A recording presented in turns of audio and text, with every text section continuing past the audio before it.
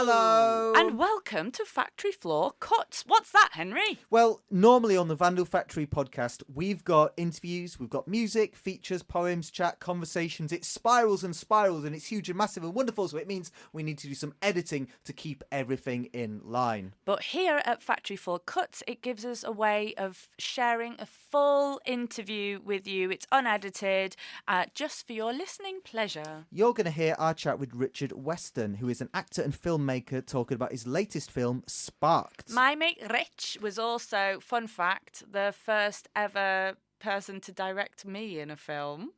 So you can hear about... And the last? And the last, yes, I think he was.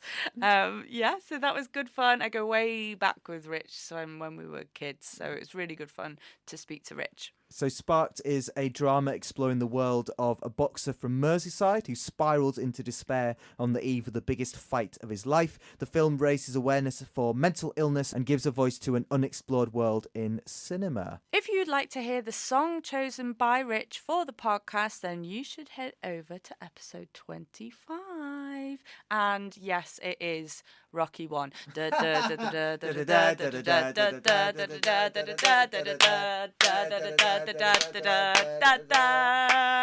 Rich Weston.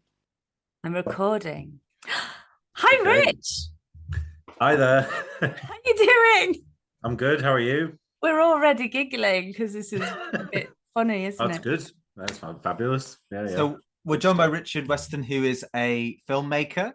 And you and Natalie go way back. You directed Natalie back in the day. Yes. So can you tell us what was the worst thing about directing Natalie? Honestly, I was gonna make a public apology. Why? Well, what did you do? What did you do? My memory is just me being a bit of a dick. I don't think you... Just dick brackets general. The listeners at home, me and Rich. I was 19. I think we were really, really young at the time. And I remember very little about people's conduct. I think everyone was fine though. I just think I was I just remember dicking about a bit.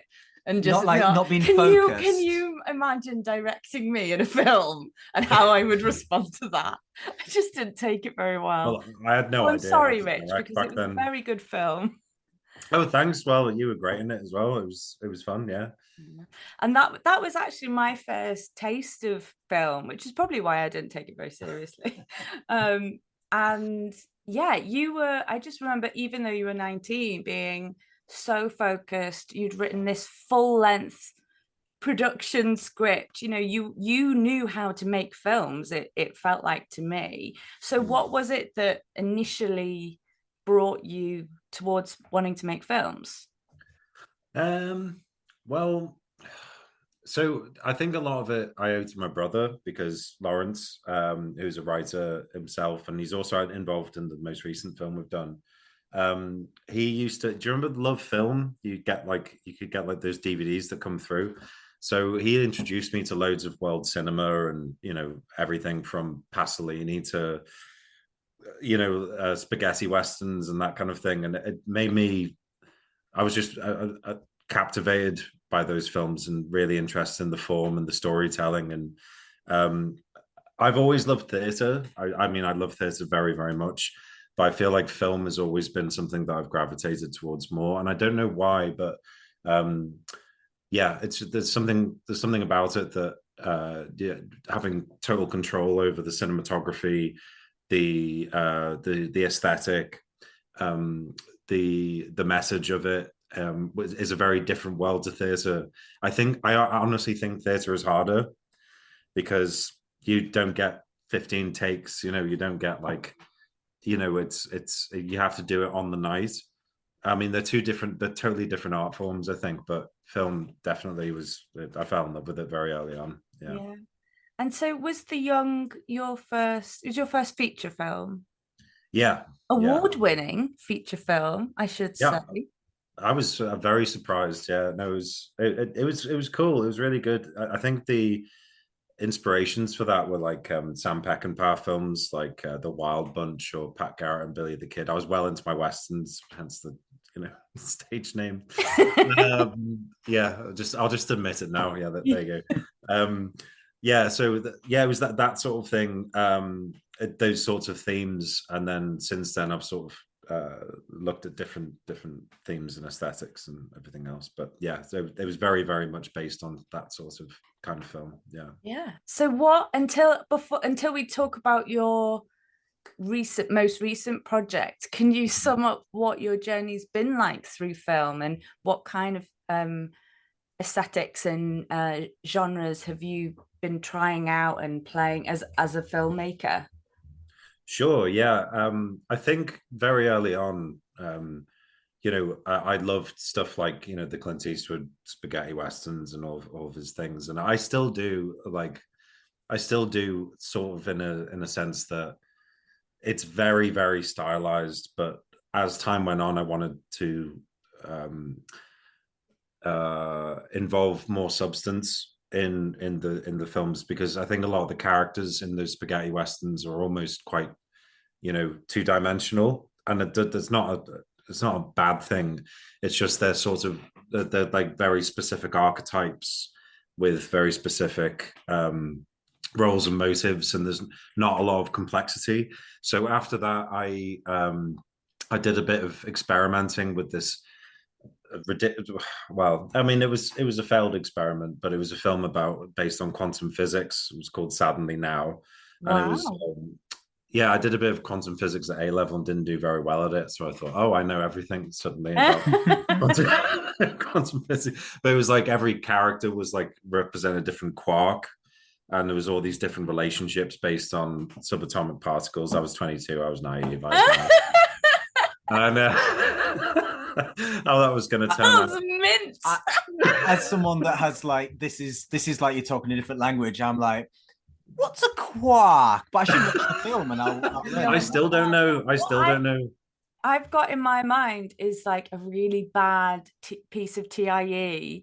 An education with like people dressed up as particles and like running around, bouncing into each other. Is it? Might as well along those lines? Here comes helium. Oh dear.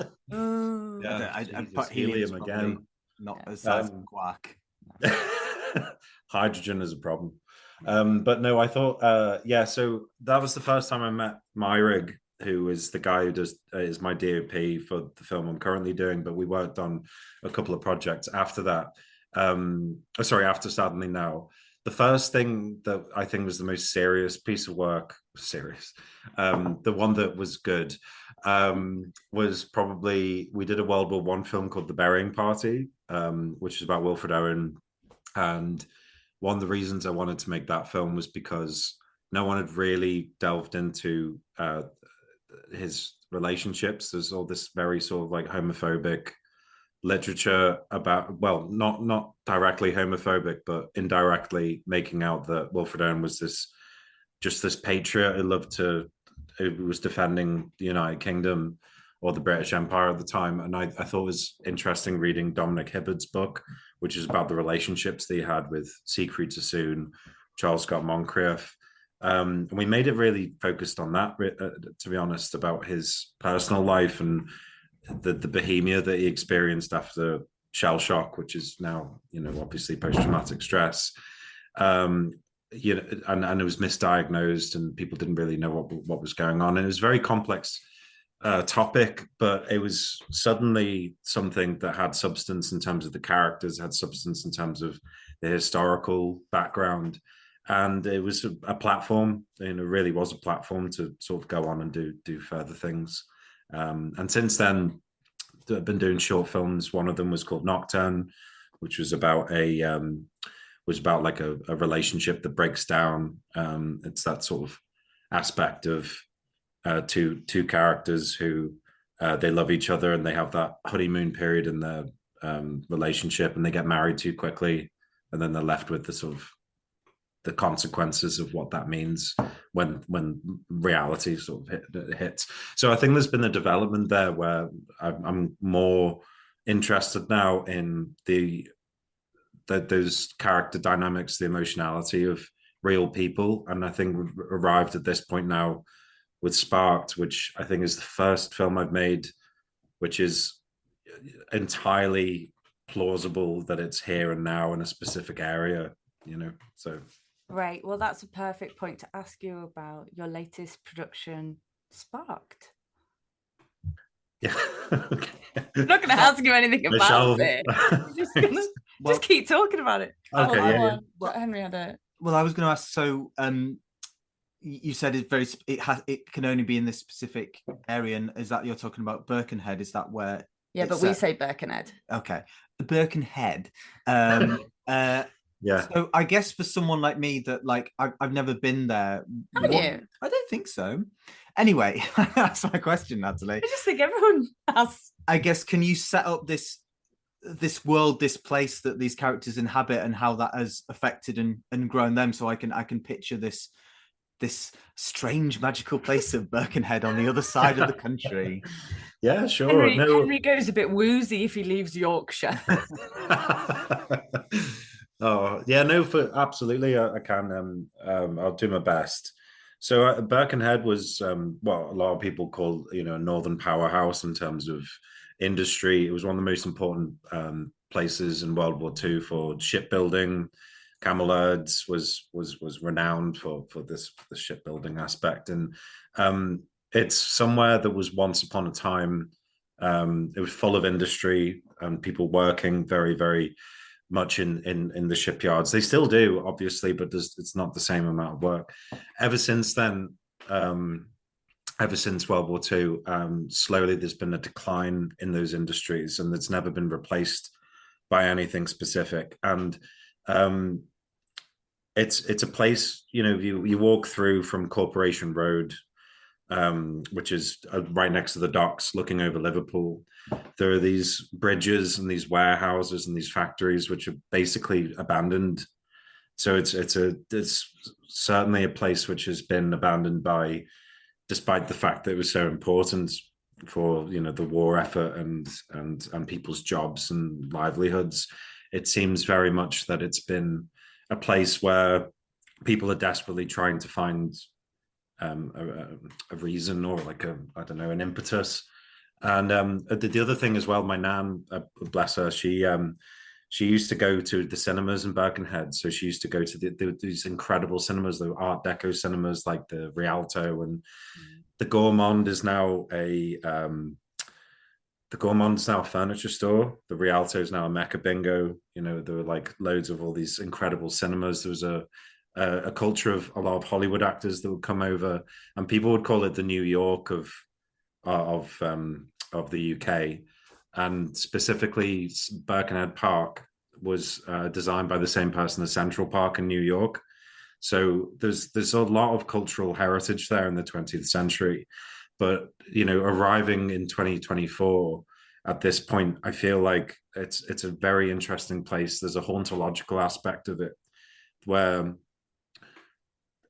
everywhere you go, you see signs of the past, and it almost feels like you're walking amongst the ghosts of history of this industrial town.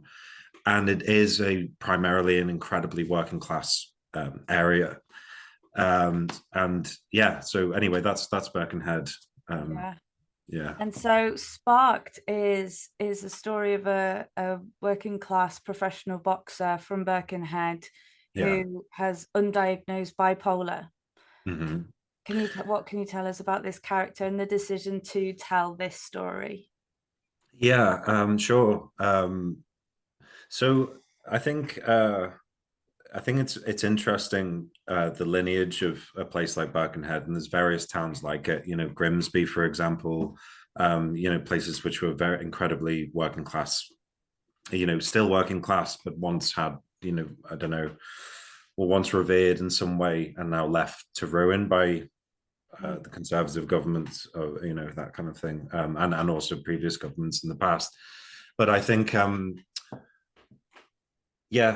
reason why I noticed that there's been a huge influx in boxing in Birkenhead, like a lot of boxers. There is actually a history of it as well, like people like JJ Metcalf and that kind of thing. But there's a lot of boxers who are quite successful at the moment, and I feel like a lot of there, there's, with the situation of the NHS slowly being privatized and it being very difficult for people to have these talks about mental health and being on waiting lists and being offered therapies that aren't necessarily very helpful.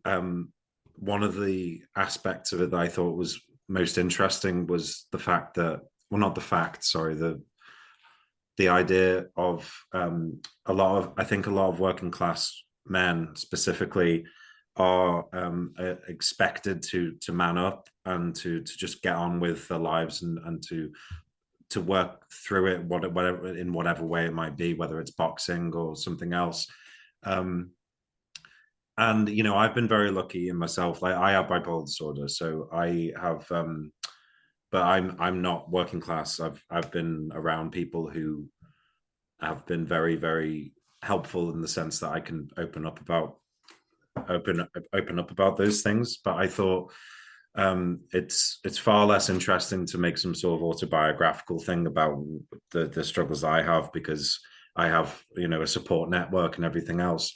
It'd be much more interesting for someone in a town which has a history of that togetherness and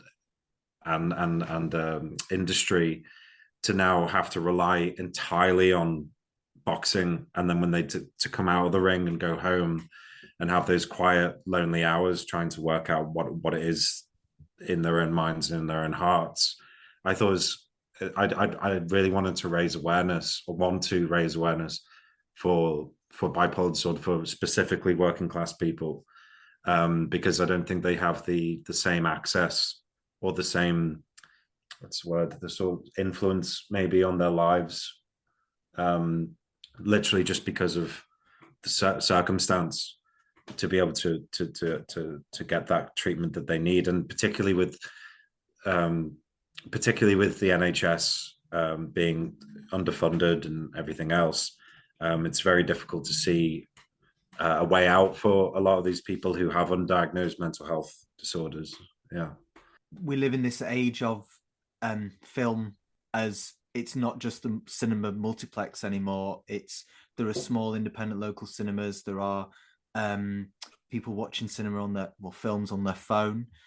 I was wondering, when you are now entering this digital age, are you thinking about how people are experiencing these films? Are you still imagining people sat round as a family on the sofa, or is this for individuals to get hold of this film for themselves? How do you think this is?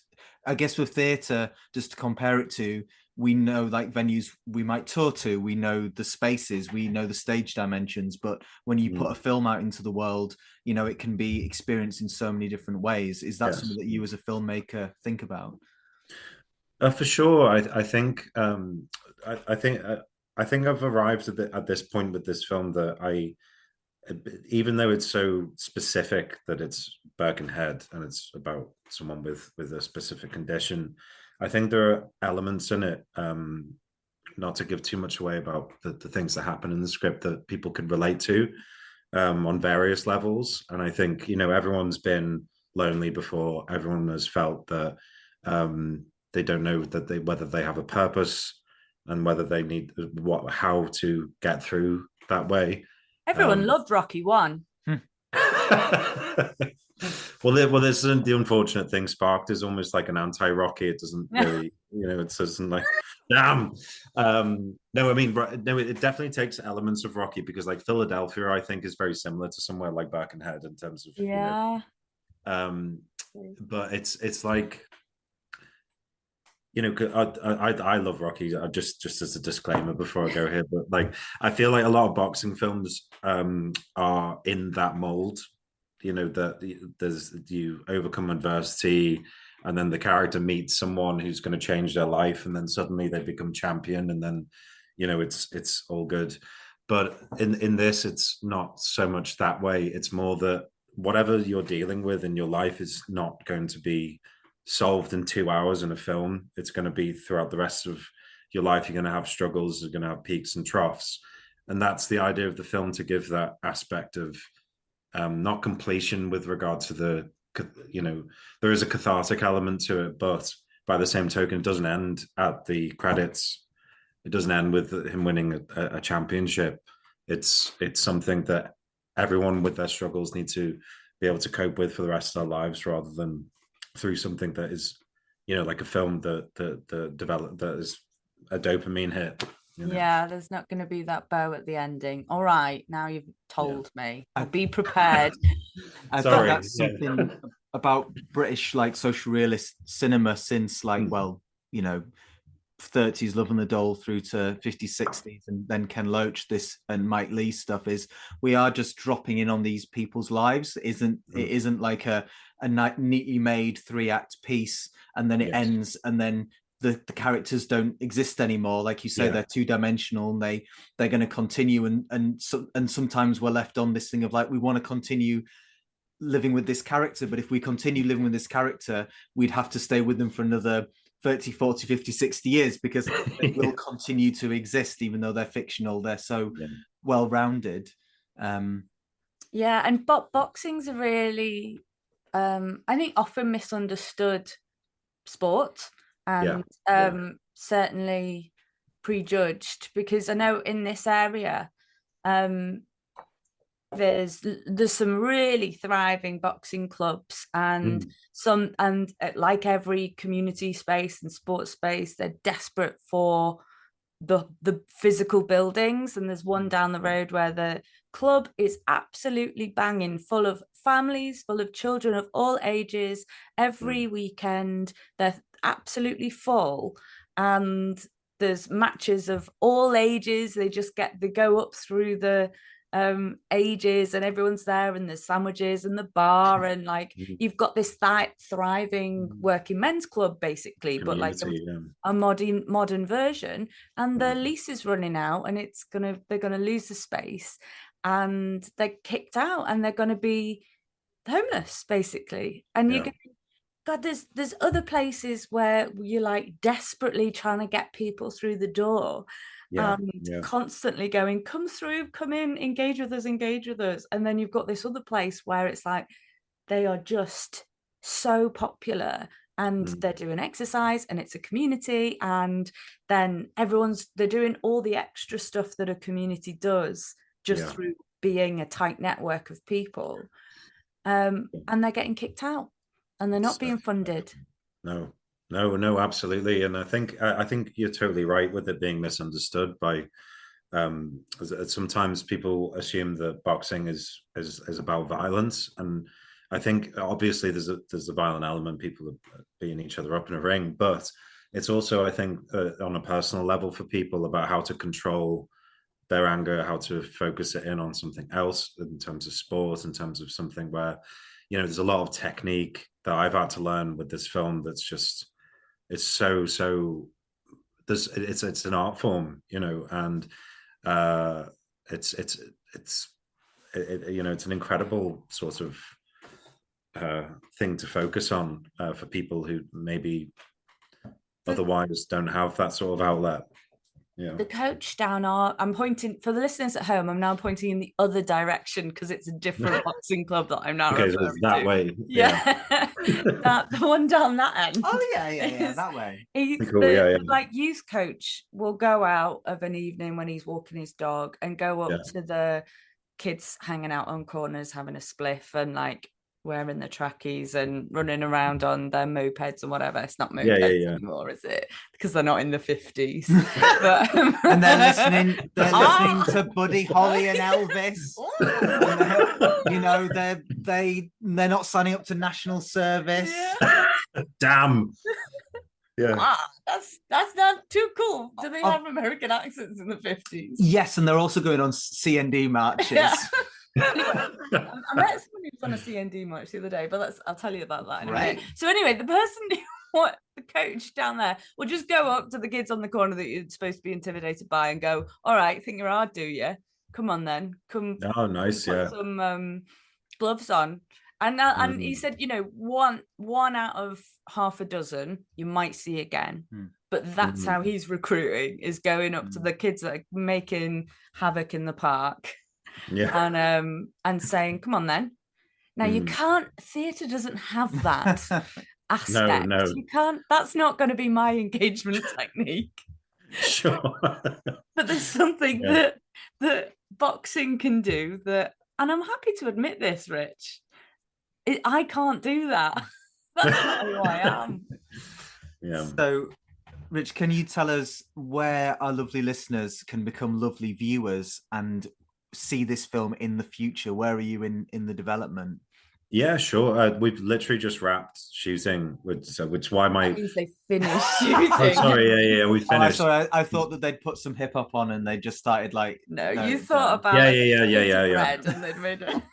Yeah, we went. I'm learning so much from this interview. Me too, and it's Is this what she was like when she was 19 and you were directing her in a show? No, sorry. Yeah, my voice is quite hoarse. Sorry about that because of the film. It's a lot of. I forgot my acting training with a lot of the shouty scenes. So yeah. Oh, you actually acting in it, Rich? Yeah, I play the main character. Yeah. Oh, mate, I didn't realise that. Yeah. I played poster. Yeah, we'll get a poster together at some point. Yeah, so it's like, yeah, I've had to like learn how to box for the last year, and I've had to, yeah. Oh well, that's a whole other thing. So, are you directing it as well? Yeah. So acting. Well, now this is curious. I've always wondered, how the fuck does that work? It used to be really hard. I used to find it really, really. I had no idea what I was doing, but for me, it's like. I think if you get the rehearsals right, and you're all on the same page, and the motivations are there, then as soon as you get to, in the backstory and where it's going next and so on, I think when you get there, it's just very easy, just tweaks as to where the scene's going or hitting certain beats. But I think I'm better at doing that aspect now, and particularly with this film, there's only 3 main characters. It's very sort of slimline in that regard. So, and I had an incredible first AD, Sally Ann, who's actually one of my students who's about to graduate. She's phenomenal, like absolutely phenomenal, very, very, very talented, and she really helped with notes and organizing everything, and that was a huge part of it that I was very, very happy with. That I got to involve some of the students. And they did an exceptional job, and it's the future's good, Tell the listeners what students are you referring to? Sure. So Sally Ann Morgan, who's the first AD, and then there was Pablo Macco, who was the line producer, and then Sebastian, who was the DIT and first assistant director. And then Tom Murphy, who was second AC, so they were all involved. And then, because you lecture in film production at SAE in Liverpool, yeah. Where can people expect to catch the film? Cool. So we're going to send it to festivals in the summer. We're going to have a lot of behind the scenes footage on our Spark Short Film Instagram page. And at some point we're going to have a crowdfunder to sort of raise for post-production. But in terms of the film itself, I think the first time people will be able to watch it is winter, something like that. We've got to make sure the edit is right and the music and all that kind of stuff. So yeah. Have you thought about touring it and doing screen filmings in boxing clubs? That's a great idea. I'm going to write that down. Do you want to? It was the first thing that came to my mind. That's sick. Because we've got these relationships, and particularly around Men's Mental Health Week or months. Like, I will, if I'd be up for that. I'd be up for, like, I know at least 3 boxing clubs around here. Oh, sick, yeah. So we could do a live screening of it, an interview with you, and then maybe like one other talk about that somehow related to mental health, and do live screening and a Q&A afterwards, and that'd be awesome. And a fight, finish with a fight. Yeah, I'll show how I can't actually box, and then that'd be good. So that'd be good. Pretend. So Rich is going to introduce the film, do a Q&A, and then do some boxing and get knocked out. Yeah, absolutely.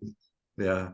But we'll have to do the fight at the end because otherwise you'll be seeing stars and won't be able to answer any of the questions. No, that is true. It might make the answers better. I don't know. Do it. But seriously, I'm up for helping arrange that in this area at least, and I know the people and the places to come and do. So let's do some fundraising and make that happen. All right, sweet. Thanks. Funding that can be about men's mental health and arts. So that'd be awesome.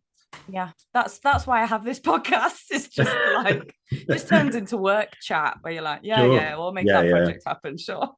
No, that's cool. Yeah, I'd love to for sure. Yeah. Thank you so much. I really appreciate it. Can we fade out to the Rocky theme, please? Yeah, get it in. Yeah. We've just done it. No. Yeah, there you go. Yeah. Done. We'll just cut that. Great. I feel inspired. Yeah. Gonna run up a hill now. Ladies and gentlemen, Rich Weston. Thanks, guys. Bye.